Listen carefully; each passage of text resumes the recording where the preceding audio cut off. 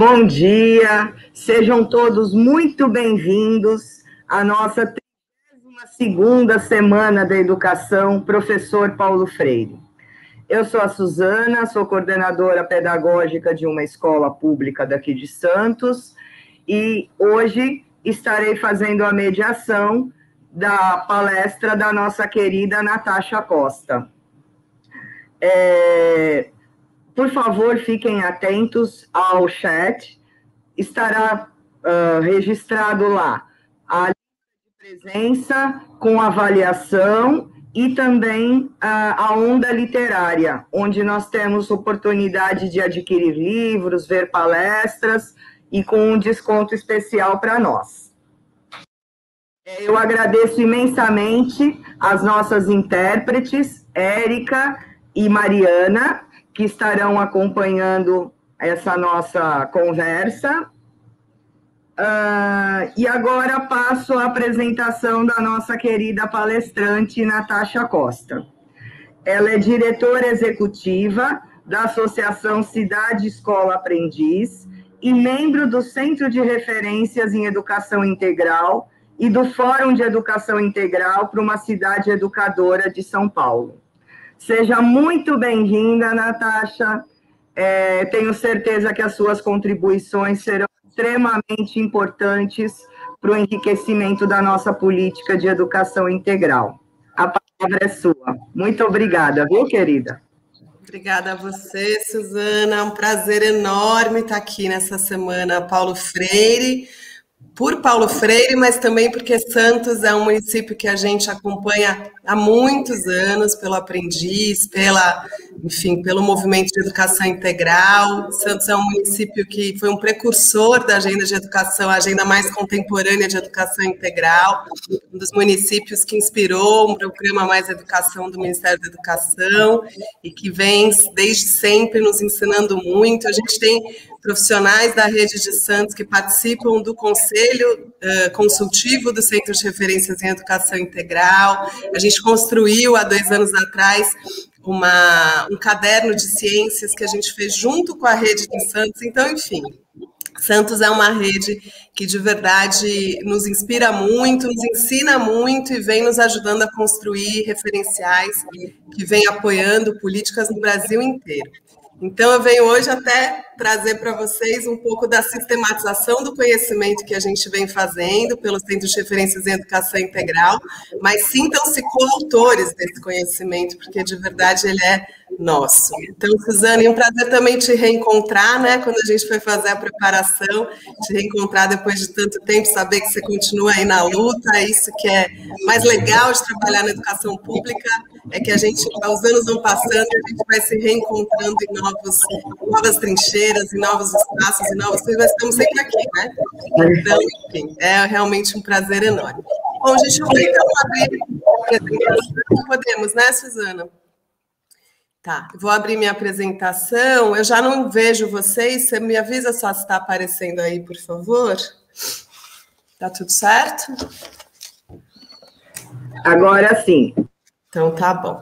Bom, gente, então, eu fui já falando um pouquinho, mas só para retomar, o Centro de Referências, eu venho falar eu sou diretora de uma organização da sociedade civil de São Paulo que chama Cidade Escola Aprendiz.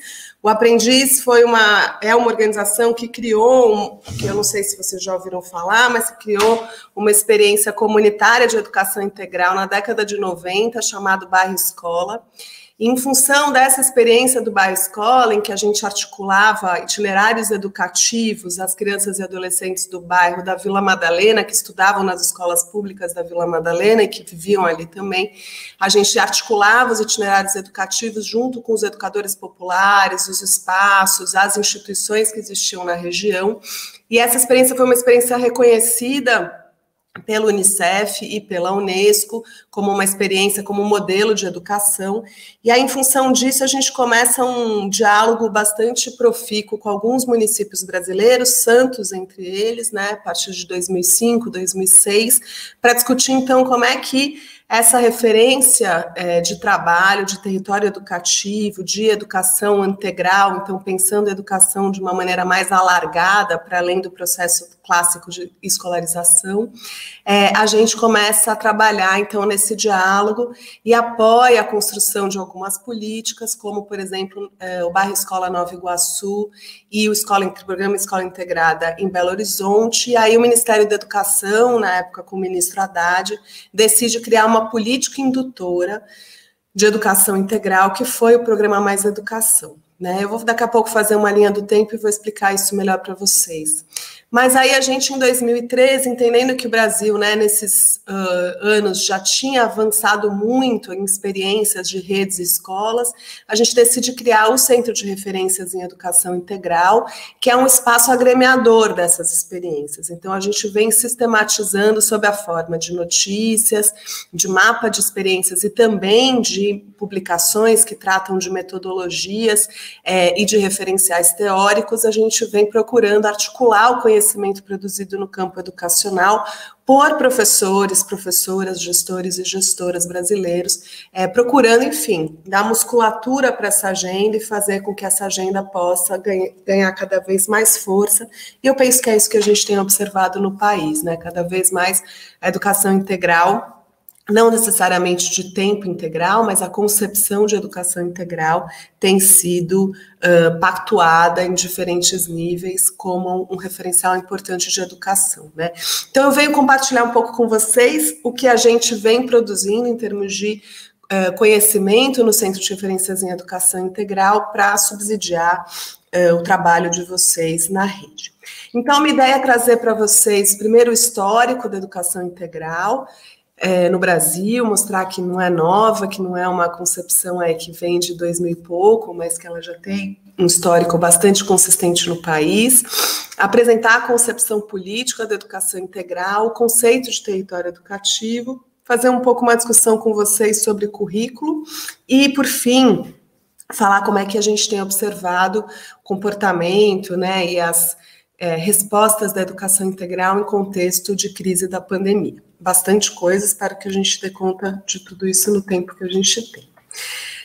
Acho que a primeira coisa que eu queria trazer, eu decidi começar com o Dewey e fechar com o Freire, é essa afirmação. Eu peço desculpas, eu estou um pouquinho resfriada, então, às vezes, se eu tossir, espirrar, peço desculpa.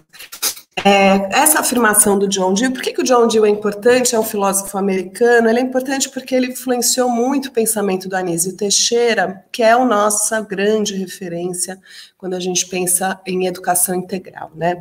E o Dewey faz essa afirmação, que eu acho que é uma afirmação importante para a gente, quando a gente vai pensar, então, nessa concepção de educação. Ele fala assim: a educação é um processo social, educação é desenvolvimento. Educação não é a preparação para a vida, é a própria vida.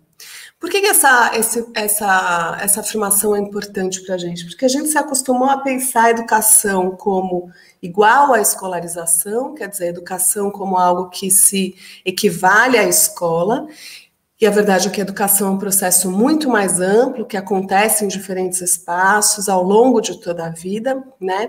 E a gente se acostumou a pensar a escola como um processo preparatório, como se a gente preparasse, uma etapa preparasse para a etapa seguinte e o conjunto da escola preparasse para a vida. E quando a gente olha para a escola dessa perspectiva, a gente corre o risco de não perceber a vida acontecendo ao longo do processo de escolarização, né? O que o Dewey vai dizer para a gente: olha, as crianças, quando estão na escola, elas já estão vivendo, elas estão vivas, elas estão vivendo experiências, elas estão se fazendo perguntas, elas estão constituindo, estão vivendo conflitos, desafios. Se a gente não reconhece a vida como está acontecendo e não articula o processo educativo à vida, a gente cria o que a Jacqueline Moll chama de uma escola que é um simulacro da realidade, quer dizer, a escola que não dialoga com aquilo, com o contexto e com aquilo que está sendo experimentado pelos estudantes, pela comunidade escolar, e a gente fica artificializando o conhecimento e constituindo uma experiência que é uma experiência muito pouco significativa para os estudantes. Então, por isso que essa frase acho que é bastante importante. E por que a gente acha que a educação integral, né, a gente defende tanto no Centro de Referências quanto no Movimento de Educação Integral, que a educação integral é uma resposta fundamental quando a gente pensa em direito à educação no Brasil. né? Então, de novo, a gente não vai aqui só discutir a modalidade escola de tempo integral, mas a gente vai discutir essa concepção. E por que a gente entende que a educação integral é uma concepção fundamental? Por duas razões fundamentais. Primeiro, porque o direito à educação no Brasil é um direito tardio. A gente só efetiva para o ensino fundamental, primeiro de 8 anos, a partir da Constituição Cidadã de 1988.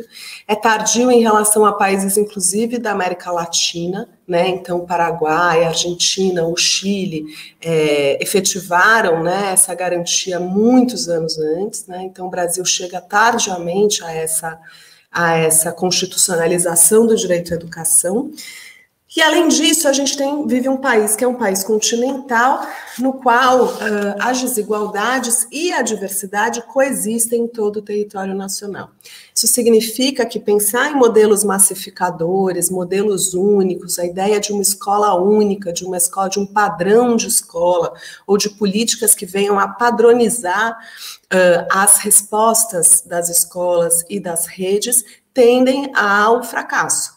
Porque é um país que exige, pelas desigualdades, respostas distintas àqueles que precisam mais, respostas e articuladoras de diferentes políticas em diferentes contextos, e que também precisa dialogar com a diversidade de referências étnico-raciais, com as identidades culturais, com os diferentes modos de ser, de estar, de viver no país, né? Então, a escola precisa ser esse espaço articulador dessas oportunidades, que vão ser oportunidades que vão precisar ser constituídas em cada contexto, mas também é articulador de possibilidades e de um processo educativo que reconheça as diversidades e as identidades dos seus estudantes e das suas comunidades escolares. Então, por isso que a gente entende que a educação integral é uma concepção fundamental. Agora, a educação integral, ela vem do Mais Educação? Não, ela nasce, né, a gente vai entender que a primeira manifestação, vamos chamar assim, da educação integral de maneira mais formal e a partir de uma mobilização, está lá no Manifesto dos Pioneiros da Educação Nova, de 1932, né? E esse movimento do qual a Anísio fazia parte vai alimentar, né, a constituição dessa experiência que foi as escolas classe, as escolas parque, o Centro Educacional Carneiro Ribeiro em Salvador, que é o momento em que a Anísio vai experimentar, ou vai nos apresentar pela primeira vez no Brasil, uma das primeiras vezes no Brasil, essa concepção de uma escola que se articula a partir da ampliação de tempos, espaços e oportunidades, e que é uma escola conectada à vida. Então, o projeto político-pedagógico da escola parque, das escolas classe, ele é um projeto que vai trazer muito a dimensão da contextualização e de uma escola que vai estimular a produção de um conhecimento que atue na transformação real, na transformação das realidades. Então, é um conhecimento e é um processo de desenvolvimento, de construção na escola que vai dialogar o tempo inteiro com a realidade e com a possibilidade de transformação da realidade, né? A partir dessa experiência, o Darcy Ribeiro, que era um super entusiasta e parceiro de Anísio, vai criar na década de 80 os CIEPs. O que os CIEPs trazem de novo, vamos chamar assim, nesse processo de construção dessa agenda, né? O Darcy e a sua equipe, o seu grupo, né? Algumas pessoas... A gente tem Vera Santana lá em Natal, que fez parte desse grupo, ainda tem muita gente que pode ainda contar essa história de dentro, né? O Darcy vai perceber que uma dimensão importante para a gente de que o direito à educação é um direito indissociável de outros direitos. Quer dizer, para que a gente garanta o direito à educação, a gente precisa garantir também que as crianças possam ter o direito à saúde, à segurança alimentar, à cultura, ao esporte, à assistência social, enfim. Então, pensar uma escola, pensar um projeto educativo é pensar também nesse arranjo que vai articular diferentes direitos. Uma criança que não enxerga, uma criança que sofre violência doméstica, uma criança que está exposta ao trabalho infantil, é uma criança que tem o seu direito à educação necessariamente ameaçado, né? Então, pensar o direito à educação não pode prescindir da gente pensar essas demais condições, e aí o Darcy articula, a sua equipe articula, né, no projeto do CIEP, esse conjunto de políticas e de estratégias que vão pensar, que vão colocar em articulação todas essas condições. São Paulo, nos anos 2000, cria os CEUs, os Centros Unificados, educacionais unificados, que para além dessa dimensão, né, tanto da dimensão do Anísio, da ampliação dos tempos e espaços, quanto do Darcy, da articulação das políticas, né, os CEUs vem com uma proposta muito forte de gestão democrática e participativa, né, então há uma dimensão aí de territorialização desse equipamento e de pensar esse equipamento a partir da gestão democrática, articulado. Então a gente tem, por exemplo, a experiência do CEU Heliópolis, que é uma experiência de bairro educador muito interessante, e tantos outros, né, e aí, no bojo dessas experiências, a gente vai ter Santos, né? Mas a gente tem essas duas experiências, que é o Escola Integrada, o bairro Escola Nova Iguaçu, que vão se constituir, o Escola Integrada em Belo Horizonte e o bairro Escola Nova Iguaçu na Baixada Fluminense, que vão inspirar a criação do Programa Mais Educação, né? E o que o Programa Mais Educação, essas experiências e a experiência do Mais Educação vão trazer de novo aqui para esse cenário? O Mais Educação e o movimento da educação integral nesse momento vai defender essa ideia da articulação dos diferentes agentes educativos, né? O Mais Educação é uma política indutora que chega, né? Vocês tiveram aí em Santos, que eu sei, o recurso chegava direto na escola, né? E essa ideia, né, de uma política federal que chegava direto na escola, que foi uma ideia muito inovadora para o contexto brasileiro, né, que tende sempre a passar pela Secretaria de Educação, a passar por um controle da Secretaria de Educação. Então, a ideia de estimular que a escola constitua os seus projetos foi uma ideia super inovadora, mas justamente tinha esse foco, que a escola pudesse reconhecer os agentes educativos dos seus territórios e pudesse se articular esses agentes educativos para constituir as suas jornadas jornadas ampliadas, né? E além disso, Mais Educação foi fruto também de uma articulação com outras políticas, né? Então, ele foi fruto também, ele também fazia articulação com política do esporte, com as políticas de assistência social, com as políticas de juventude, enfim, também se experimentaram muitos arranjos. E a partir do Mais Educação, que chegou a mais de 60 mil escolas em todos os municípios brasileiros, a gente viu aí um florescer muito grande de experiências no Brasil inteiro, que até hoje seguem se fortalecendo, a despeito do absoluto desmonte que aconteceu no governo federal, desde o governo Temer, no que diz respeito à agenda de educação integral. Quando a gente vai falar, então, de educação integral, agora entrando um pouco nos nossos princípios, a gente está falando de uma concepção de qualidade, né? Quando a gente fala qualidade na educação, no primeiro momento a gente pode achar que esse é um conceito único, mas ele não é. Ele é um conceito sempre em disputa, né? O que é qualidade? Qualidade é desempenho escolar? Qualidade é permanência na escola? Qualidade é entrada, acesso à universidade? O que confere qualidade quando a gente pensa em educação?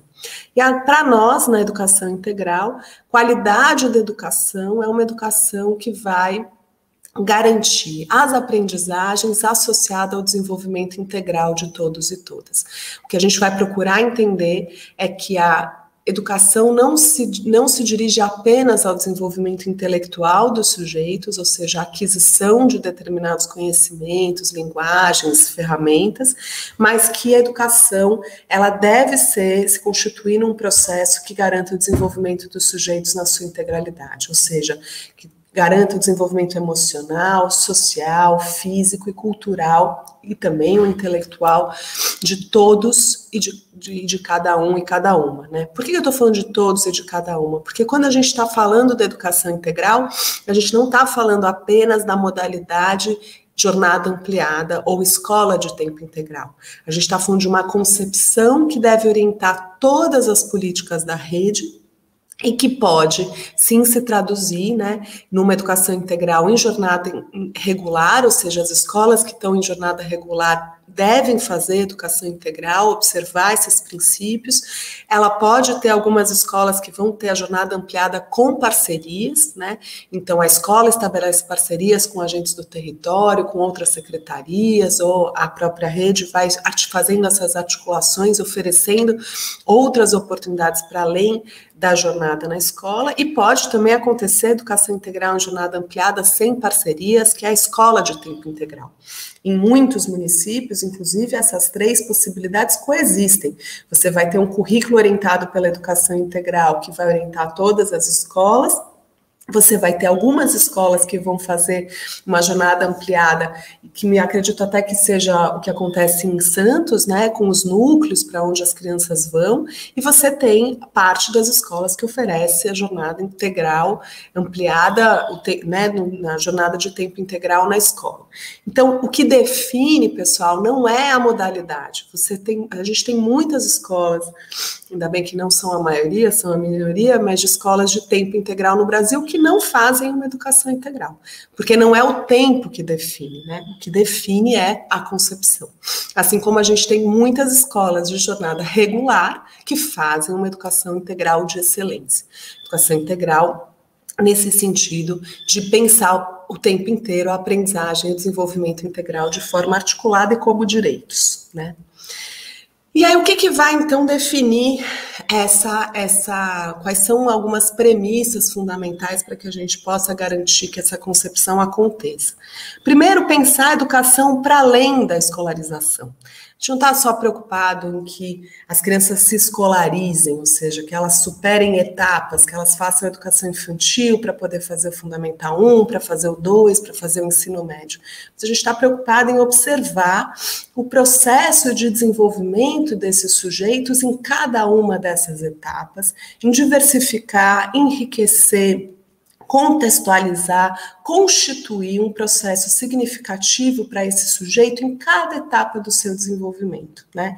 Então, e aí não se trata apenas da escola, se trata da experiência desses sujeitos nas suas comunidades, se trata das experiências que a gente pode oferecer para esses sujeitos na cidade, em outros espaços, a partir da interação com outros sujeitos, quer dizer, vai muito além da escolarização estrito sensu, né? E por que isso é importante? Porque a gente não está preocupado apenas em garantir a aquisição de determinados conhecimentos referentes àquela etapa da educação básica. A gente está preocupado em garantir, aí a gente vai para o segundo ponto aqui, que está tudo com o número 1, não sei porquê, mas é o segundo ponto. A gente não está preocupado em uma perspectiva, e aí Paulo Freire é vital para nós, né? Que é de uma educação bancária ou instrucional, quer dizer, em que a gente vai trabalhar a partir de uma transmissão passiva para esses sujeitos, em que eles vão acumular conhecimentos que pouco dizem respeito a si, ao seu contexto e à sua vida, né? A gente está preocupado em garantir uma formação integral. O que significa isso? Significa que o processo educativo, o processo de constituição de conhecimento é um processo que vai se dar em diálogo com os valores, as perspectivas, as experiências, os códigos dos nossos estudantes, nos seus contextos, nas suas comunidades, na relação com as suas famílias, na relação com os seus grupos sociais, né? Porque a gente está preocupado que o processo educativo seja um processo capaz de garantir que esses sujeitos não apenas aprendam naquele momento histórico, mas possam seguir a vida aprendendo, constituindo conhecimento, ampliando o seu repertório e produzindo um conhecimento relevante, colocando esse conhecimento no mundo. Então é esse o nosso foco, né? Não é garantir apenas que eles adquiram determinadas informações. E para isso, se eu quero formar os nossos estudantes, né, os nossos sujeitos de forma integral, eu preciso reconhecer esses estudantes como sujeitos, né, não como objetos do processo educativo, mas como sujeitos, e sujeitos que são sujeito social, né, que tem as suas relações e que está colocado num determinado contexto histórico, que traz consigo uma série de elementos que vão dizer da sua cultura, da sua identidade, dos desafios que vive a partir do seu contexto. São sujeitos multidimensionais, né? São sociabilidade, emoção, cultura, corpo físico, intelecto, e são sujeitos competentes. Aqui é um ponto muito importante, uma escola em São Paulo chamada Campos Sales nos ensina muito sobre isso, né? A gente tende muitas vezes na escola a olhar para as crianças, para os adolescentes, para os jovens como sujeitos que eu vou formar no sentido de dar forma, né? E nesse sentido, muitas vezes, a gente vai olhar, especialmente, né, acho que o Miguel Arroyo nos ensina muito sobre isso, quando a gente está falando das crianças, adolescentes e jovens das classes populares, a gente vai olhar para eles sempre sob a ótica da carência, da falta, daquilo que eles não sabem, daquilo que eles não têm.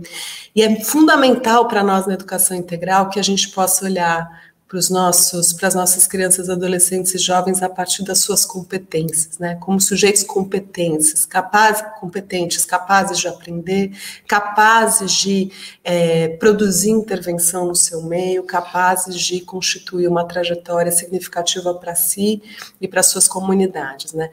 Esse olhar, né, para um sujeito que é competente transforma completamente a nossa ação como educadores, né? E esse é um valor muito importante para nós, né?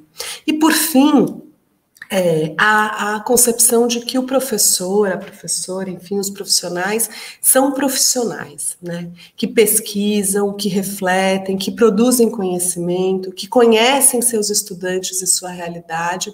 Isso significa que os professores não são implementadores de política pública, não são implementadores de planos de aula, não são implementadores de materiais didáticos que cheguem prontos, eles são formuladores de política.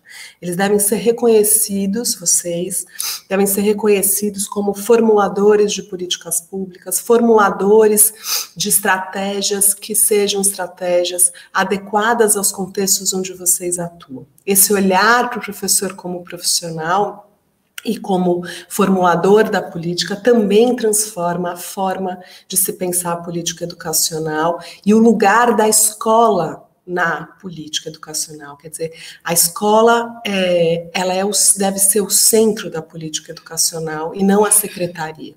Isso significa que, do ponto de vista da educação integral, a secretaria deve estar a serviço da escola, no sentido de que o papel da secretaria é criar condições para que a escola constitua o seu projeto pedagógico adequado ao seu contexto, adequado aos interesses e valores das suas comunidades, e não o contrário. Não é a escola que deve estar a serviço da secretaria, em detrimento do seu projeto, né? Então, essa também é uma transformação bastante importante na cultura de gestão educacional brasileira. Agora, quando a gente vai pensar num projeto de educação integral, né, o que vai constituindo as bases desse projeto de educação integral, né?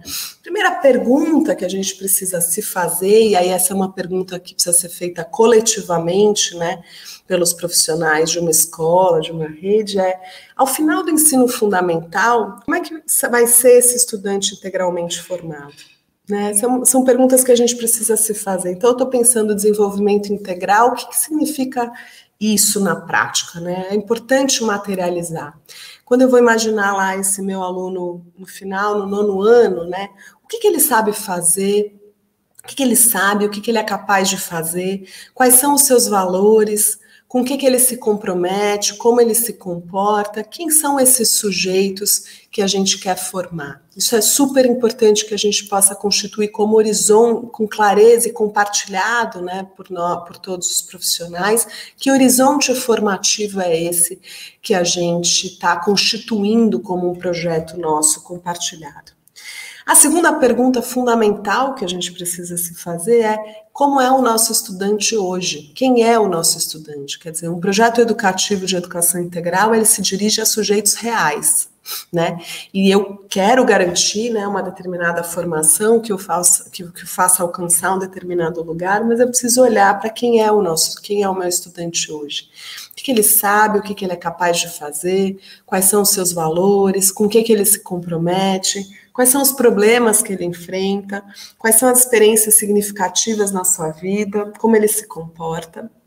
Então, esse reconhecimento compartilhado, né, por todos os profissionais em relação aos perfis dos seus estudantes é super importante, para aí, a partir disso, se poder pensar coletivamente quais são as estratégias, né? E aí vejam aqui que é um deslocamento muito radical, né, da centralidade do conteúdo para a centralidade dos sujeitos, dos estudantes, né? No projeto de educação integral, a centralidade está nos sujeitos. Os conteúdos, os componentes curriculares, as áreas do conhecimento, as estratégias estão a serviço da formação desse sujeito. Então, o olhar basilar que a gente vai lançar é para os sujeitos, que são os nossos sujeitos dos processos educativos, né? Então, primeiro eu vou me perguntar que sujeito eu quero formar, depois eu vou olhar para quem são os sujeitos reais, para poder construir isso coletivamente, quais são as estratégias que a gente pode colocar em prática para transformar os nossos alunos reais nesse aluno que a gente deseja formar. E aí, pensando isso na perspectiva dos espaços, dos tempos, das metodologias, dos materiais, dos agrupamentos. Então, se eu quero um sujeito que seja capaz de pesquisar, de construir conhecimento, de participar ativamente da sua comunidade, de constituir uma perspectiva de responsabilidade coletiva, isso vai determinar a forma como eu vou organizar os espaços da escola, como eu vou receber esse aluno na porta da sala, na porta da escola, como eu vou trabalhar com a sua família, quais são as estratégias e metodologias que eu vou colocar em prática, enfim, todas as decisões do ponto de vista dos espaços e tempos da escola e da sua relação com o território vão estar determinados por essa intencionalidade. Por isso que essas perguntas são muito basilares e precisam ser perguntas orientadoras do projeto, de um projeto pedagógico de educação integral. E aí, outro conceito que a gente sempre vai trabalhar muito na educação integral é a noção de território educativo, né? Por que território educativo é importante para a gente? Porque se a gente vai entender que qualidade na educação é a garantia da aprendizagem do desenvolvimento integral, a gente precisa territorializar a ação pedagógica, né, para poder dar atenção às necessidades e aos interesses dos estudantes reais. Então, o território educativo vem para constituir essa territorialização, essa contextualização da ação pedagógica, para a gente sair de um plano que é um plano massificador, generalista, destituído de sentido para planos que vão dialogar com os contextos, né? Tem um território educativo para nós é basilar quando a gente vai pensar a educação integral. E aí o Milton Santos nos ajuda, né, a entender esse conceito de uma maneira bastante importante. Ele vai dizer assim, o território, porque quando a gente pensa em território, a gente vai pensar em geral em lugar, né, local, a gente vai pensar em espaço, né, e aí o Milton nos ajuda a olhar para o território sob uma perspectiva outra. Então ele vai dizer, o território não é apenas o conjunto dos sistemas naturais e dos sistemas de coisas superpostas. O território tem que ser entendido como território usado, não o território em si. O território usado é o chão mais a identidade. A identidade é o sentimento de pertencer àquilo que nos pertence. O território é o fundamento do trabalho, o lugar da residência, das trocas materiais, espirituais e do exercício da vida. Então, Milton, que é um geógrafo baiano, vai humanizar o olhar para o território, para a gente ultrapassar uma leitura que é meramente física do território, para entender que território é identidade. Território é aquilo que nos informa sobre as experiências vividas pelos sujeitos que estão nessa relação educativa com a gente. Não é possível pensar, se fazer educação, se garantir a aprendizagem, não pode prescindir de vínculo e de pertinência, de vínculos interpessoais e de pertinência daquilo que se apresenta. Se a gente acredita nisso, não é possível pensar uma educação que prescinda de um olhar para o território. E aí, quando a gente vai pensar, então, em território, quais são as dimensões que vão estar associadas à questão do desenvolvimento integral, né? O território é o que nos permite aprender em rede, né? O território nos permite ampliar as interações educativas tão fundamentais para o desenvolvimento integral, quer dizer, quanto mais diversas e mais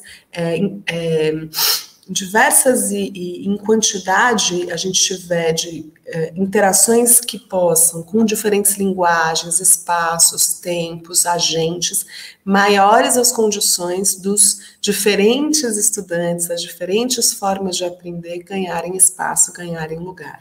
Então, a ampliação das interações educativas é muito importante no sentido de garantir oportunidades distintas para o desenvolvimento de diferentes sentidos, de diferentes, na aquisição de novas linguagens, formas de fazer, formas de constituir conhecimento. Um segundo ponto é o engajamento das famílias e das comunidades. Uma escola de educação integral é uma escola fruto necessariamente de um projeto coletivo, né? É uma escola que se territorializa e que se constitui a partir de um projeto compartilhado com as comunidades, né?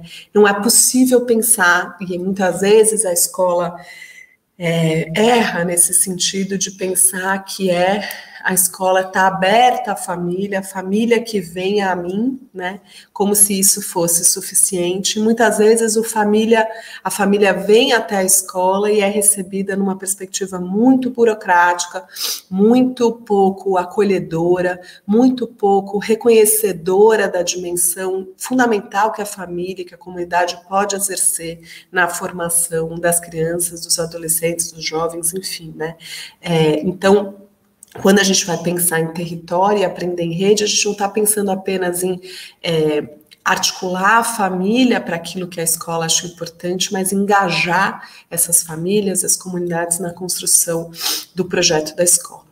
Um terceiro ponto é a aprendizagem em contexto, quer dizer, é fundamental que a escola conheça o contexto em que ela está atuando, conheça, como eu disse, os valores, os princípios, os desafios vivenciados nos seus contextos e possa, a partir disso, constituir as suas estratégias. E, por fim, um elemento muito importante, que a gente está agora na pandemia observando com bastante força, é a questão da rede de proteção social, que o Darcy já enunciou lá atrás para nós, quando fez os CIEPs, que é justamente no território que os demais agentes do sistema de garantia de direito estão ali capazes de ajudar a escola na sua tarefa, né?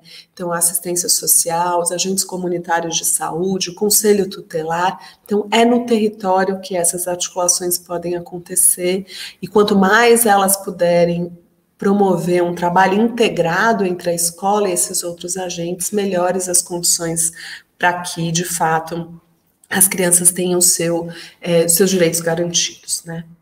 E aí, quando a gente vai olhar para o território educativo, na dimensão da aprendizagem, a gente vai olhar para práticas pedagógicas, né? E aí é muito interessante, né? O Jaume Trilla-Bernet, que é um teórico das cidades educadoras, é uma pessoa de Barcelona, que escreve muito sobre as cidades educadoras. Ele vai dizer que educar na cidade significa educar para a cidade educadora, é educar na cidade, ou seja, a cidade como espaço, como locus, é educar da cidade, né, que é a cidade como agente educativo, a cidade que educa, a cidade que ensina, a cidade que entra no processo educativo para ensinar também, e é aprender a cidade como conteúdo, né? Então, na lugar da cidade agente e a cidade como conteúdo. Qual é o nosso papel como educadores ao pensar a cidade como esse espaço, agente, conteúdo? É constituir práticas pedagógicas que articulem essas diferentes dimensões. Essas práticas pedagógicas, elas vão reconhecer os saberes locais, ou seja, os modos de ser e fazer de cada território, reconhecendo a cultura desse local, e ela vai também olhar para os potenciais educativos, ou seja, quais são os agentes, os espaços, ou as dinâmicas de cada território que a gente vai reconhecer como capazes de gerar aprendizagem. Então, as práticas pedagógicas no território educativo vão partir dessas duas dimensões, dos saberes locais e dos potenciais educativos. E qual é a dimensão mais importante que a gente precisa? É garantir a intencionalidade pedagógica. O Freinet falava sobre a pegadinha pedagógica, né? Então, a gente levar a criança para aprender matemática no campo de futebol não é só para ficar mais divertido, é porque aquela experiência pode, de fato, articular um conhecimento relevante e significativo. Então, quando a gente está falando de práticas pedagógicas no território educativo, a gente não está falando da pegadinha pedagógica do Freinet, né? Aí, nos alinhando à crítica do Freinet. A gente está falando de constituir práticas que vão, a partir dos saberes, do diálogo com os saberes locais e com os potenciais educativos, dialogando com o nosso contexto, com as identidades do nosso contexto, vão garantir, né, essas práticas, clareza em relação a qual é o objetivo de ensino e aprendizagem que o educador quer mobilizar. Isso é super importante, quer dizer, quando eu vou com a minha criança conversar com uma bordadeira do bairro, quando a gente vai até uma praça fazer uma atividade, quais são os objetivos que estão sendo mobilizados? E aí eu queria trazer alguns objetivos que são muito mobilizáveis quando a gente vai pensar, quando a gente vai se articular ao território para trabalhar, né? E que são, que criam uma diferenciação em relação à experiência em sala de aula. Trabalhar no território nos promove oportunidades muito interessantes de identificar, observar, mapear, registrar, experimentar, praticar, participar, fruir, ilustrar, exemplificar, explicar, argumentar, enfim, todos esses verbos que vocês vão ver que estão muito relacionados ao processo ativo de aprendizagem. Transformar, ativar. Então, a gente construiu no Aprendiz, e depois eu vou deixar vários links para vocês, que chama o Currículo da Cidade Educadora, em que justamente a gente vai apresentando um conjunto de práticas pedagógicas que, a partir dos territórios, vão mobilizando essas aprendizagens tão fundamentais para a gente pensar o desenvolvimento e a formação integral dos nossos estudantes, né? E aí, pensando isso, né, gente, como sujeitos que são capazes não apenas de adquirir conhecimento, mas de colocar o conhecimento em uso. Nada melhor do que a realidade e o estar na cidade, no território, para colocar, para experimentar e colocar o conhecimento em uso, né? E aí, eu queria falar um pouco, aprofundar um pouquinho mais aqui agora com vocês, então, a questão do currículo, né? Currículo é uma discussão que está acontecendo no Brasil, que é da maior importância, né? A gente teve aí a homologação da Base Nacional Comum Curricular, que, não obstante trazer a conceito de educação integral no seu texto introdutório, traz dois desafios enormes. A base é enciclopédica, né, e ela ainda se apresenta numa versão muito fragmentada, né, áreas do conhecimento, componentes curriculares extremamente fragmentados, e ela foi também, um segundo equívoco e desafio, ela foi entendida como currículo na maior parte dos contextos, pautou currículos estaduais que são praticamente de para da BNCC, e pouco se promoveu no Brasil, salvo contextos muito, muito específicos, um processo de reflexão sobre currículo que pudesse promover, de fato, uma pactuação por parte das comunidades escolares, pelas redes, reconhecendo os conhecimentos dos professores e professoras, reconhecendo os diferentes contextos, pudessem constituir, de fato, currículos de educação integral, currículos construídos pelas redes, construídos pelas escolas, construídos pelas comunidades escolares, né? Então, a gente vê no processo de implementação da BNCC muito mais o reforço a uma ideia tecnocrática e de cima para baixo de política educacional do que a gente gostaria, né? E do que, inclusive, o texto introdutório, que vai trazer educação integral, sugere que tenha que ser uma concepção de currículo, né? Agora, como é que a gente vem trabalhando, então, quando a gente vai pensar nessa questão, né? Primeiro, como eu já disse para vocês, a gente não vai pensar a educação integral como uma modalidade de política para alguns estudantes em algumas escolas. A gente vai pensar a educação integral como um norte de todas as políticas da rede, e é papel da rede garantir as condições para que as escolas implementem uma educação integral. As condições materiais, as condições políticas, o apoio à formação dos seus profissionais, o apoio a processos participativos, enfim, o papel da rede é criar essas condições, né? E aí, quando a gente vai pensar nessa política para todos e todas, não como como eu disse, uma modalidade, a gente tem que pensar a educação integral sendo a base da concepção curricular, da avaliação e de monitoramento e da formação permanente, né? O que a gente vai observar muitas vezes, e é o que a gente, a partir da educação integral, tem procurado transformar, é que os currículos das redes, quando existem, foram construídos pelas equipes técnicas das secretarias com baixíssima participação das escolas, ou muitas vezes com nenhuma participação das escolas, e esse currículo é imposto às escolas como um currículo a ser prescrito, a ser cumprido. A avaliação e monitoramento invariavelmente vai se limitar ao controle das escolas e às avaliações externas, que vão olhar apenas para o desempenho escolar, quer dizer, a dimensão da formação integral e do desenvolvimento de capacidades de autônomas de construção de conhecimento não são avaliadas por essas avaliações, e a formação permanente é muitas vezes compartimentada, desarticulada, vai trabalhar só com pessoas de fora da rede, reconhece pouco os conhecimentos da rede e se constitui pouco a partir das necessidades, dos interesses e das demandas das escolas, né? Essa é uma formação que vai muitas vezes trabalhar com grandes temas, com grandes questões aí que a avaliação vai apontar, mas que vai muito pouco ao encontro do que as escolas de fato estão precisando, né? Então, quando a gente vai pensar a educação integral, a gente vai pensar que o currículo ele precisa ser uma produção compartilhada e participativa por parte da rede, ele deve sim se constituir, se materializar numa matriz curricular da rede, mas a matriz curricular da rede construída por essa rede não é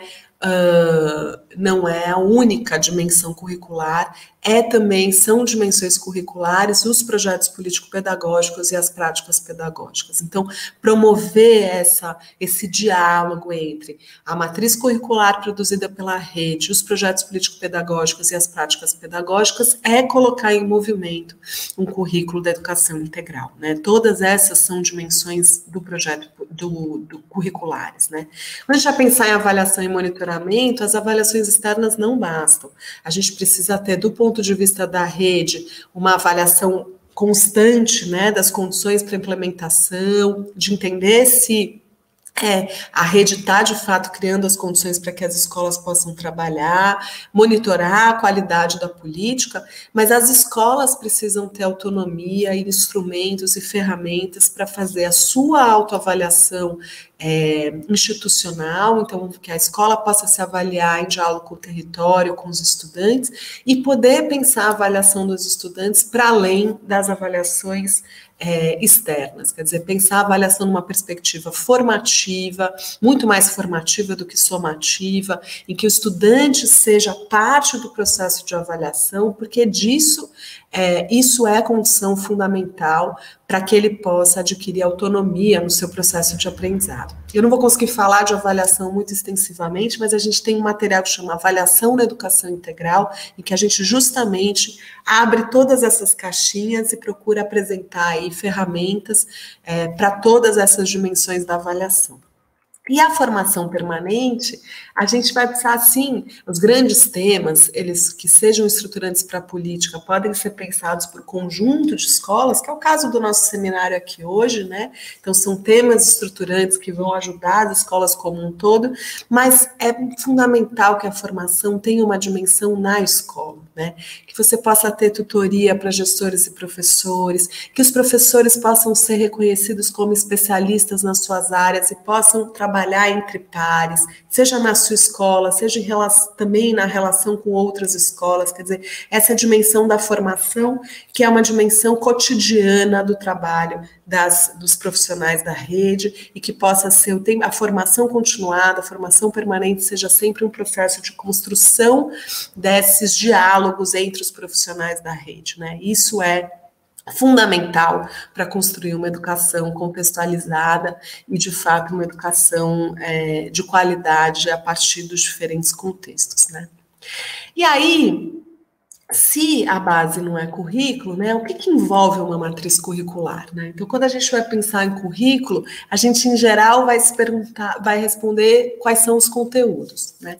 Só que uma matriz curricular pensada na educação integral não pode só dizer de quais são os objetivos e habilidades, porque isso, para a gente, é muito pouco. Quer dizer, quando a gente vai pensar uma matriz curricular na educação integral, eu vou me perguntar, e isso é uma resposta a ser constituída coletivamente, de novo, isso não é uma resposta de um professor, do outro, é uma resposta que precisa ser constituída coletivamente na rede, depois em cada escola, que é o porquê, qual é o horizonte formativo, aquela pergunta lá inicial que eu tinha feito para vocês em relação a como é esse sujeito integralmente formado, quer dizer, onde eu quero chegar, por quê, qual é o meu horizonte formativo, e a partir disso, bom, eu quero formar sujeitos críticos, autônomos, capazes de construir um conhecimento relevante para si, para suas comunidades, capazes de pensar cientificamente, capazes de se comunicar, capazes de argumentar, bom, se é esse sujeito que eu quero formar, aí eu vou pensar, então, o que eu preciso ensinar, né? O que eu preciso garantir do ponto de vista dos conhecimentos, mas eu também preciso me perguntar como. Porque se eu quero formar um sujeito que seja capaz de reproduzir informação, reproduzir conhecimento passivamente, eu vou, em determinado como, vai responder a isso. Mas se eu quero um sujeito que vá pensar, como eu disse, cientificamente, criticamente, que vai produzir conhecimento, que vai se comunicar, que vai se articular, uma aula transmissiva e prova não vai dar conta de garantir essas aprendizagens. Então, os comos vão responder a esse ok, a esse porquê, né? Onde é só na sala de aula, é só na escola, ou para garantir essa formação eu preciso estar também em outros espaços. É importante eu ir para a cidade, é importante que eu esteja na casa das crianças, é importante que eu vá, que eu esteja não apenas na sala de aula, mas vai ser também no pátio, também enfim, na sala da diretora, na biblioteca, quer dizer, quais são os espaços que eu vou articular para garantir esses comos, esses oquês na direção desse horizonte formativo. Pergunta também sobre os tempos, quando? São aulas de 50 minutos ou eu preciso de tempos mais alargados? Se eu quero trabalhar a partir, por exemplo, de roteiros de aprendizagem que vão ser interdisciplinares, as aulas de 50 minutos com professores especialistas não dá conta. Eu vou precisar articular diferentes professores, trabalhar com tempos mais ampliados.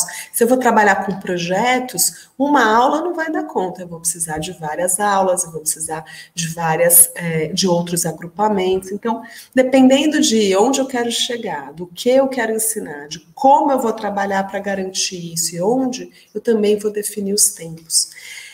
É muito importante que a gente se pergunte para quem são os meus estudantes, né? Quais são os perfis de estudantes, quais são as questões que são relevantes para os meus estudantes reais, e aí o porquê, que é só o professor, é só ou é o professor e os demais profissionais da escola, o professor e os demais profissionais da escola e as famílias, outros agentes da comunidade. E essa não é uma resposta assim abstrata. Ah, não, educação integral é um projeto coletivo que a gente faz com várias pessoas. Quando a gente está detalhando um currículo, a gente vai entender qual é a minha intencionalidade quando eu vou trabalhar com aquela mãe que também vai entrar no processo, quando eu vou trazer aquela liderança da comunidade que vai entrar num projeto da escola. Isso tem a ver com as definições curriculares, né? E sempre pensando em ensinar e o avaliar juntos, né? A gente procura aqui romper com a ideia de que a avaliação vem para verificar aprendizagens. A avaliação é aprendizagem. A gente vai pensar a avaliação como aprendizagem, né? Porque o que a gente quer garantir não é a aquisição passiva, mas é a capacidade de construir conhecimento, que os estudantes precisam o tempo inteiro ter a avaliação como um suporte, como uma ferramenta do seu processo de aquisição de conhecimento, né? Então, o tempo inteiro eu vou precisar pensar, quando eu penso o currículo, eu vou ter que pensar essas perguntas associadas não apenas a como eu vou ensinar, mas como eu vou avaliar. A avaliação e o ensino precisam caminhar juntos de forma coerente, né? Então, a matriz curricular na educação integral, ela vai olhar para sujeitos reais, para os marcos legais, né? A BNCC é um marco legal, mas ela está neste lugar. Essa BNCC ou essas diretrizes precisam dialogar com sujeitos reais em territórios e contextos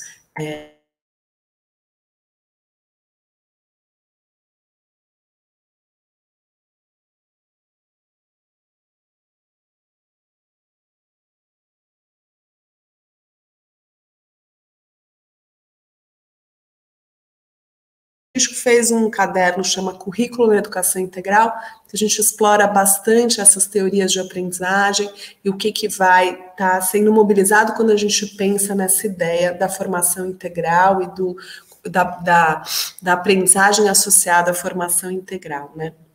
Então, quando a gente vai pensar nessa perspectiva de um sujeito que aprende a aprender e a constituir conhecimento, o que é fundamental? Primeiro, que cada proposta tenha uma intencionalidade pedagógica clara e que seja compartilhada com os estudantes. Quer dizer, o estudante não pode ser, como eu disse, objeto da minha prática, mas ele precisa ser sujeito da minha prática. Se ele é sujeito da prática, ele precisa compartilhar, entender o que ele está experimentando, o que ele está aprendendo, o que está sendo constituído na sua experiência, né? É fundamental que a gente trabalhe, então, com metodologias ativas, né? Que é esse conceito que é um conceito que está sendo muito dito como algo muito inovador, mas muitos professores e professoras já trabalham nessa perspectiva há muito tempo. Eu vou trazer um mapa aqui que vai ajudar a gente a entender, mas é fundamental que a gente olhe, então, para esse sujeito como ativo no seu processo de construção do seu itinerário, né? E que a gente trabalhe com múltiplos modos de interação com os conteúdos de ensino e aprendizagem. A gente pode trabalhar com várias linguagens, né? Por isso é tão importante que a gente amplie, né, o nosso olhar da escola para um território educativo mais diverso e mais capaz aí de garantir essas interações, né? E aí, quando a gente está falando... Minha querida, desculpa te interromper, só para dizer que a gente já precisa ir se encaminhando para o nosso encerramento. Pode deixar. Mas precisa. Esse é o meu último slide, aí eu vou fechar. Beleza. Obrigada. E aí, quando a gente está falando desse processo, que vai ser um processo de desenvolvimento integral associado à aprendizagem, a gente está falando que a gente vai lançar mais mão das estratégias que estão aqui do nosso lado esquerdo, que são as estratégias mais ativas. E a gente vai lançar mão das estratégias menos ativas para aprendizagens, algumas aprendizagens específicas, mas a nossa ênfase vai estar nas estratégias mais ativas. O que significa isso? Que a gente vai, no lugar da memorização, a gente vai incentivar, estimular muito mais a observação. No lugar da reprodução de informações, né, de uma reprodução mecânica de informações, a gente vai estimular a formulação e a investigação de hipóteses. No lugar da resolução de problemas com ilustração de um conteúdo memorizado, né, então, que vai lhe reproduzir de alguma forma um modelo, a gente vai estimular a resolução de problemas com enfoque de compreensão mais profunda, quer dizer, não apenas a reprodução daquilo que foi memorizado, mas a compreensão da estrutura da resolução daquele problema.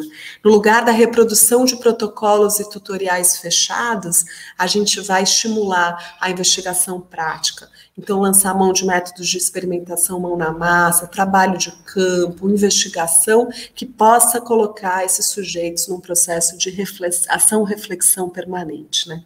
E no lugar de imitar métodos, a gente vai estimular a tentativa e erro. E aqui é um ponto importante, porque a escola, o modelo tradicional de escola é muito reativo ao erro, né? Errar, a gente lida muito mal com o erro, né? A resposta da escola, esperada pela escola, é sempre o acerto, o que é um equívoco, porque a gente aprende justamente no erro, a gente aprende ao experimentar diferentes formas e a partir disso, e errar, e tentar de outro jeito, e tentar um outro caminho. É nesse processo que a aprendizagem, de fato, uma aprendizagem de um conhecimento poderoso, ou seja, de um conhecimento capaz de ser transposto para diferentes situações, acontece, né?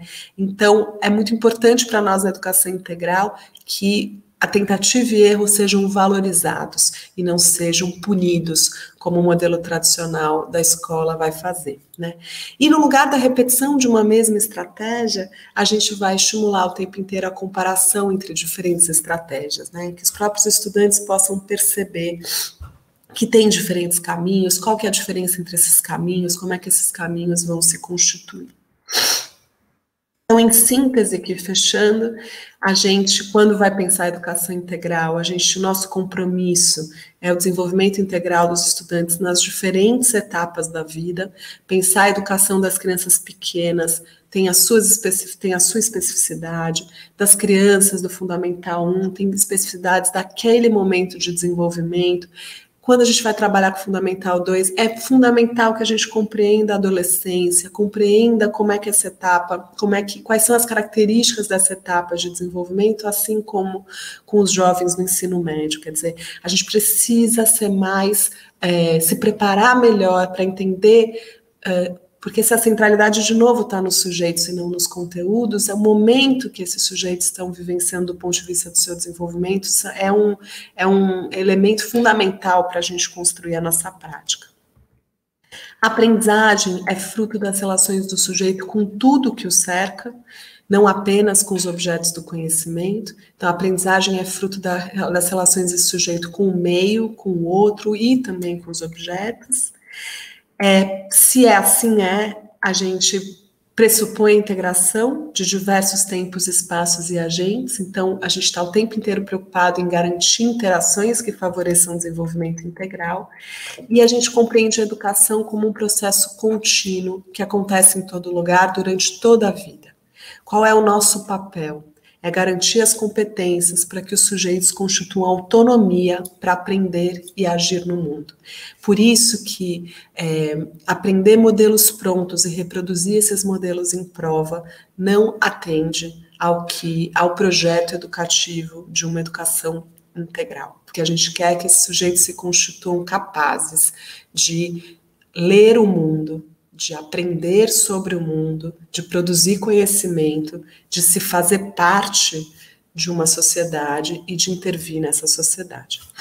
É isso, querida. Teria um monte mais coisas aqui, mas vamos conversar. Obrigada. Nossa, Natasha, que delícia, que coisa maravilhosa. Ouvir a trajetória da educação integral. Deixa eu só trazer uma última frase aqui, que eu... Claro. Tá dando para ver aí? Só para a gente não esquecer do Freire. Dá para ver? Dá. Então, vejam aqui, como o Paulo Freire é educação integral. Ele diz assim: a alegria não chega apenas no encontro do achado, mas faz parte do processo da busca. E ensinar e aprender não pode dar-se fora da procura, fora da boniteza e da alegria. Paulo Freire. É a educação conectada à vida que o Dewey também nos contou. É isso, querido. Parei. Nossa, que delícia, que deleite. E aí eu vou falar uma coisa de metida. Que bom que Santos faz parte dessa história. Com acertos, com erros, até porque isso tudo foi muito novo para todos nós e nós fomos construindo, nos baseando em teóricos, em bom senso, enfim, em pessoas sabidas como você, que também, né, deram assessoria. E hoje nós temos já, segundo o Plano Nacional de Educação, metade das escolas, mais da metade das escolas de Santos com atendimento. Porém, embora o que você tenha acabado de dizer, aliás, antes disso, muitos elogios no chat, muitas colocações interessantes, e aí eu vou fazer algumas perguntas. Mas na esteira da provocação, eu queria fazer uma que eu conversei aqui com algumas pessoas sobre a base, né? Que base é essa que não traz... Aliás, nós, neste momento, não temos uma política nacional, né, de educação integral e não temos um arcabouço teórico que nos sustente, que nos dê... Temos o do Mais Educação, mas que agora, né, está numa situação diferente, o novo Mais Educação.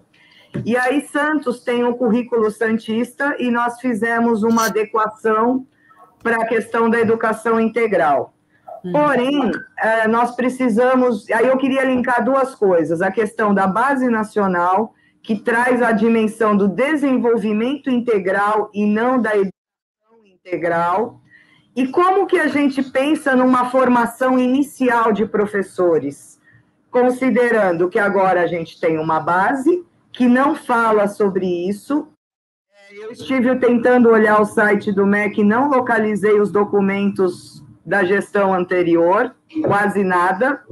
Então, como que a gente pode pensar num futuro da formação de professores inicial, que aí temos a inicial e a continuada, considerando a base que nós temos agora? Eu estou provocando, mas é porque é algo que me pega aqui. Não, tá ótimo, essa pergunta é importantíssima. Olha, a gente acha, a gente estudou muito a base, inclusive na época a gente procurou incidir justamente para que a base pudesse trazer a concepção do desenvolvimento integral no seu texto introdutório, né? Então, foi um processo também de incidência, entendendo que a educação integral precisava aparecer justamente como a concepção de educação, né, para a qual o olhar dos componentes curriculares das áreas do conhecimento deveria convergir. O problema, Suzana, é que está lá, o texto introdutório traz essa reflexão, é traduzido em competências, né, materializado em competências, que é uma discussão também que a gente pode fazer, mas eu acho que o conjunto, né, o que as competências nos informam como conjunto de aprendizagens é interessante como ponto de partida, não acho que seja algo totalmente desprezível, né? O problema é que a base, ela reflete justamente esse conflito que a gente ainda tem quando a gente vai pensar a educação, que é o seguinte, a gente já parece que a gente acordou, né, que entrou num acordo, acordou no sentido de que a gente entrou num acordo de que não basta ensinar determinadas coisas, que a aula transmissiva não funciona, que a gente, eu sempre brinco que quase que em qualquer projeto político-pedagógico ou em qualquer palestra assim que você vai ver, vai aparecer lá, de secretários de educação, secretárias, a formação de sujeitos críticos, autônomos, responsáveis consigo e comum. Todo mundo fala isso, né? Já virou... Vai Paulo Freire, então, coitado, né? Tá em tudo, todo mundo fala. Agora, quando você vai olhar as práticas, elas são outras, né? Então, a Pilar Lacerda, que foi secretária do MEC, ela faz uma brincadeira que eu gosto muito, que ela fala... todo PPP tem sujeitos críticos escrito lá, mas quando você chega na escola, os sujeitos críticos estão na sala da diretora, né? Então, a transposição entre estas ideias, esses valores, essas ideias gerais para a prática, de fato, ainda é um desafio enorme. E é o que a base reflete, porque você veja, a base traz a concepção de educação integral, desenvolvimento integral, enfim, né, tem problemas, mas ela está lá no texto introdutório, mas depois a base é inteira uma sequência de infindável de milhares de habilidades, né, compartimentadas em componentes curriculares, totalmente desarticulada, que não aponta caminhos de integração, que não dialoga com caminhos de integração. Então, a base, ela reflete essa grande contradição que a gente ainda tem na educação, né? E a segunda coisa que a base, que eu também falei um pouquinho, é que o processo de implementação da base reforça o modelo mais tradicional. Porque uma grande luta que a gente teve foi dizer, base não é currículo.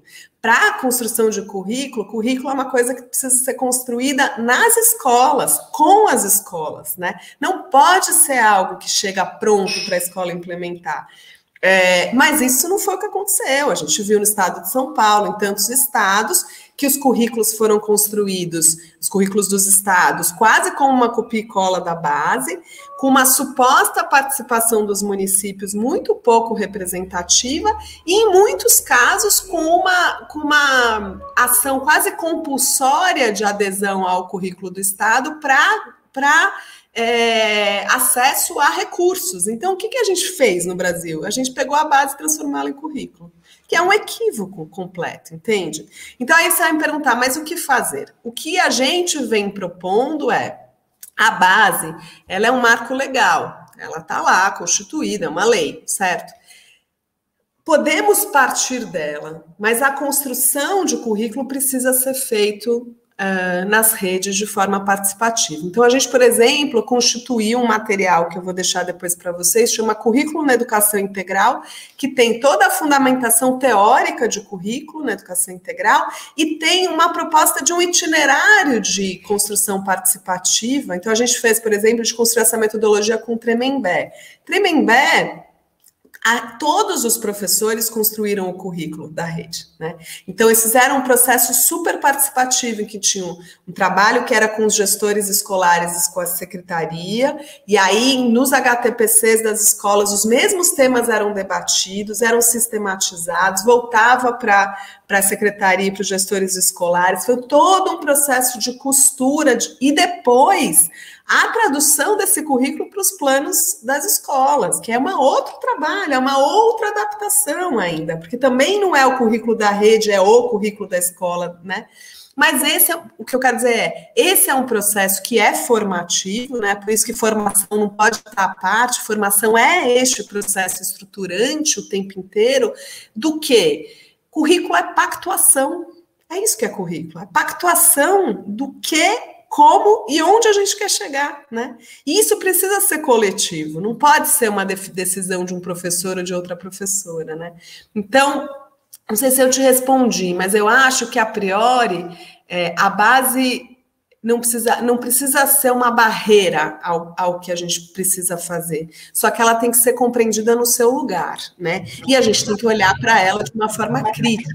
A gente não pode olhar para a base e falar, já que não tem... Porque tem essa conversa de, não tem currículo. Claro que tem, toda escola tem currículo, toda rede tem currículo, não é que não tem. Talvez não tenha uma dimensão compartilhada do currículo, que é um problema, né? Mas dizer que a gente precisava de base porque ninguém tem currículo também não é verdade, né? Aí é silenciar e esvaziar demais o trabalho dos professores brasileiros, né? Joelma, é a nossa companheira. Natasha, eu acho que dá tempo de mais uma perguntinha, pode ser? Claro, claro. Então, ainda na esteira dessa mesma questão, nós temos a formação inicial, que é feita na faculdade, e que não necessariamente os pedagogos atuam diretamente na educação integral, mas às vezes eles estão em escolas, inseridos com educadores, e precisam compreender essa lógica, né? Precisam compreender que o PPP é um PPP único, e que quando a gente discute a intencionalidade docente, a gente precisa pensar que é uma criança, e aí eu vou pensar numa escola de educação integral, ela passa o dia inteiro nessa escola. Então, ela tem orientações dos professores, ela tem orientações dos funcionários, enfim, e dos pedagogos. Você conhece experiências de formação inicial em educação integral que possam favorecer a compreensão, a aceitação, a inclusão dessa ideia de educação integral no contexto escolar, sem uma distinção de que agora é sério, agora é menos sério, nesse horário eles só brincam, porque dentro do imaginário coletivo, você sabe que isso ainda existe, né?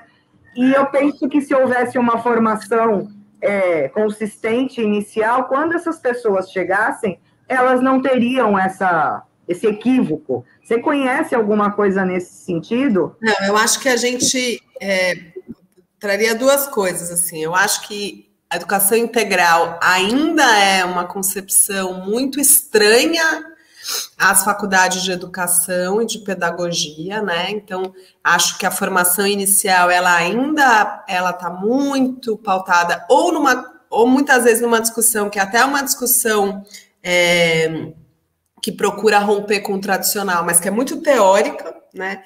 Mas depois ela vai se traduzindo, né? Quando você vai trabalhar, quando você vai ver as matérias, as disciplinas, ela compartimenta muito, né? Então, você vai trabalhar a partir de temas que estão muito desarticulados. Então, acho que a formação inicial não dá conta. Onde eu tenho visto as experiências mais interessantes de formação em educação integral nas redes. As próprias redes estão constituindo estratégias de formação muito potentes. E aí, o que eu diria, Suzana, que é super importante, um pouco ouvindo o que você está dizendo, é assim, não dá para a gente pensar as possibilidades da jornada ampliada, desarticuladas das políticas como um todo. Esse é o problema. O problema é que o que a gente ainda, e isso é um pouco do nosso histórico, e é a nossa curva de aprendizado, porque a gente fez assim. Qual foi a nossa aposta, Suzana? Até você pode comentar se Santos foi por aí, mas eu lembro. A nossa aposta não dá para a gente entrar com a educação integral já no core da rede da escola, que não vai acontecer. Vamos pelas bordas, né? Foi meio isso. Vamos pelas bordas. Não sei se foi consciente, mas a minha leitura hoje é que a gente fez isso. Não, vamos fazer isso. Vamos ampliar a jornada, vamos trazer esses outros agentes, vamos trazer essas outras linguagens e vamos, a partir disso, contaminar a escola.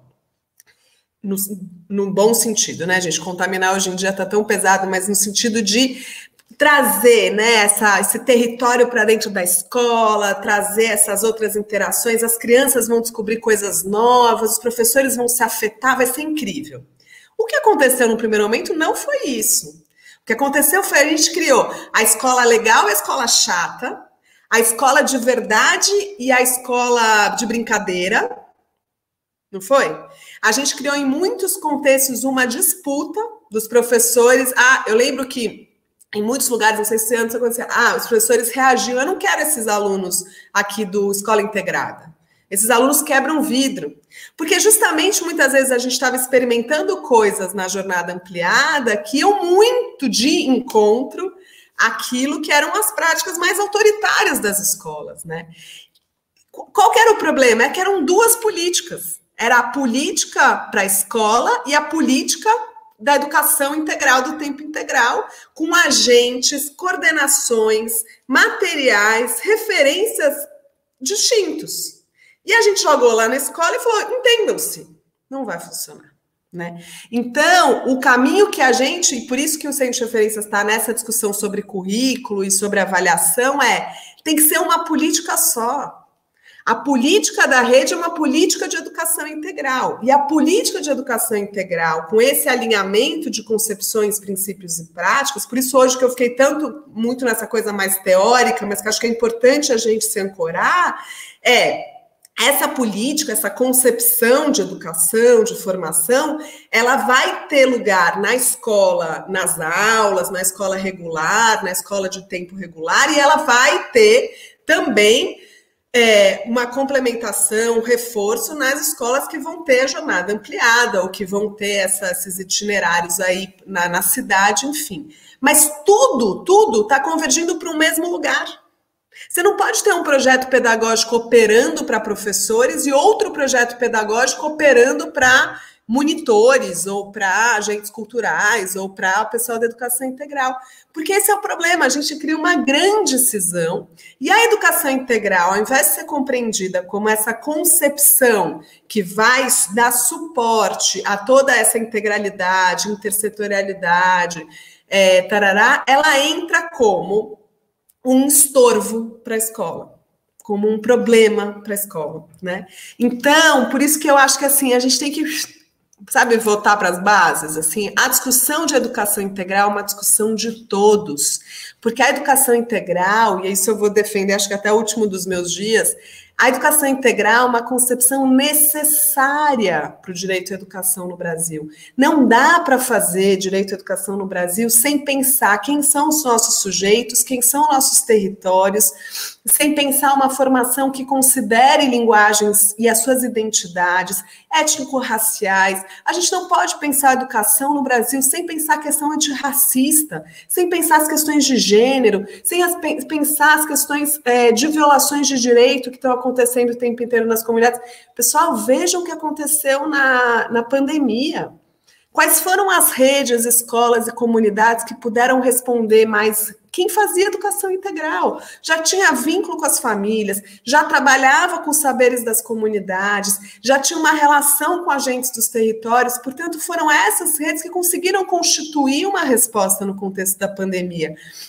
As escolas que estavam muito centradas no seu umbigo, né, vamos chamar assim, né, que não dialogavam com os alunos, que não dialogavam com as famílias, etc., tiveram muita dificuldade. A hora que esvaziou a escola como locus, eu não sabia o que fazer.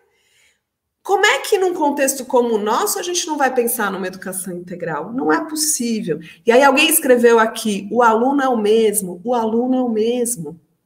A gente não tem direito de dividir o olhar desse aluno, como aqui você é estudante, ali você é beneficiário do não sei do que, ali. Não, ele é o mesmo. Por isso que esse deslocamento da centralidade para o aluno é importante. Porque se a gente desloca, não para o conteúdo, né? Não para a minha lista lá de eu tenho que ensinar isso, isso, aquilo. Não, eu vou olhar para o João. O que o João precisa? E como é que eu vou colocar aqueles conhecimentos a serviço da formação do João? Quando eu faço esse deslocamento, eu não disputo mais com outro agente que faz parte do João. Eu vou sentar numa mesa para conversar e para construir junto, né? Mas eu acho que esse é um pouco o nosso, Suzana, ainda é o desafio do histórico das políticas de educação integral, sabe? E eu acho que a gente precisa materializar, porque também acho, Suzana, ao longo do tempo, que a gente se propôs pouco a fazer a discussão sobre a aprendizagem, sabe? A gente ficou muito preocupado, ficamos muito preocupados em criar esses itinerários, esses arranjos, etc., como se isso tudo tivesse na negação da natureza da escola, sabe? E eu acho que a gente fez pouco essa discussão sobre o que tudo isso tem a ver com a função da escola, com a aprendizagem. Então, eu me lembro de muitas vezes, e foi isso que comecei a estudar currículo por causa disso, porque pessoas que eu admiro muito me falavam assim, muito legal tudo isso, Natasha, mas assim, vocês não se preocupam com a aprendizagem?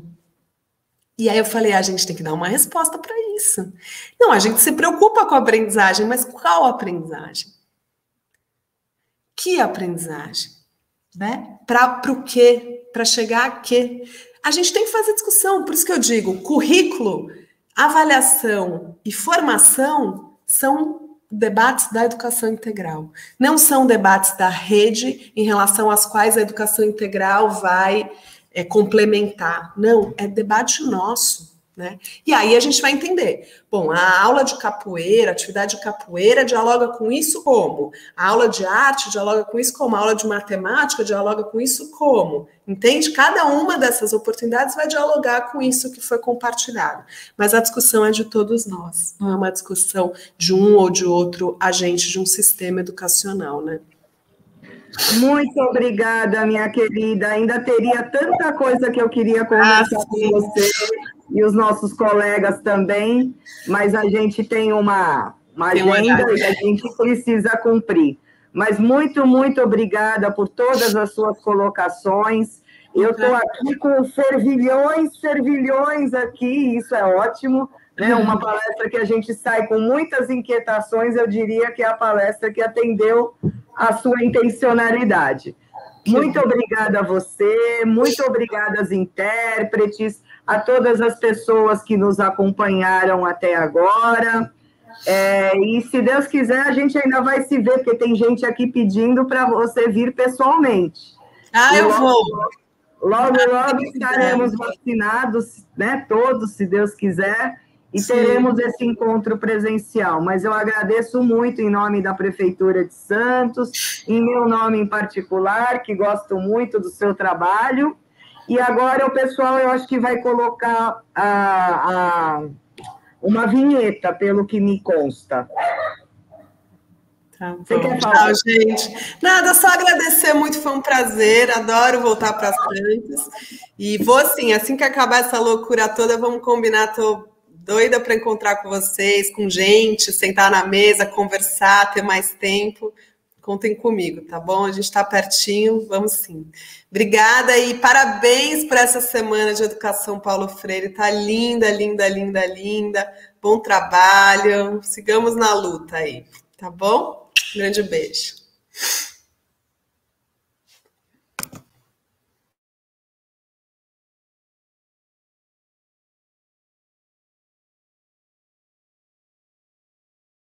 Olá, queridos profissionais da Rede Municipal de Educação de Santos e demais convidados. É com enorme prazer que agradecemos a presença ao longo desses 3 dias na nossa 32ª Semana de Educação, professor Paulo Freire. Foram muitas as contribuições no chat, que com certeza enriqueceram ainda mais as nossas reflexões e partilhas. Agradecemos ainda à Secretária de Educação, ao Departamento Pedagógico, aos palestrantes, mediadores, intérpretes e todos aqueles que contribuíram de forma direta ou indireta para que essa semana fosse possível. Teremos ainda uma pequena homenagem ao nosso patrono da educação, professor Paulo Freire. Forte abraço.